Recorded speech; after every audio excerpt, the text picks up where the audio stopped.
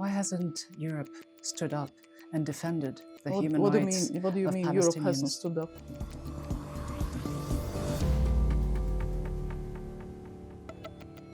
You understand the criticism, Foreign Minister Braže, that people have with the implementation of international law by European and Western leaders being very selective and being very hypocritical. I don't think European leaders are being very selective. They've been very principled, all of us, in terms of evaluating situations. But at the end, yes, we have principles of international law, we have the application of the law, and then there is a real-life situation where, like in Venezuela, if a dictator, authoritarian,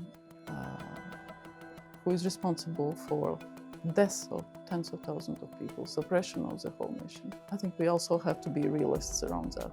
That maybe not always just the principles matter, but actually the outcomes. What about the killing that has gone on in Gaza? Why hasn't Europe stood up and defended the human rights What do you of mean Europe Palestinians? hasn't stood up? Well, there haven't been sanctions in any way imposed on Israel.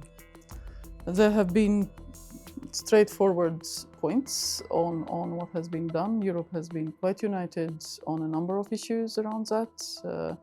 There are countries with regard to sanctions or other issues that don't think that's the best policy option in that. That's also within the EU on foreign policy and security policy, we take decisions by unanimity.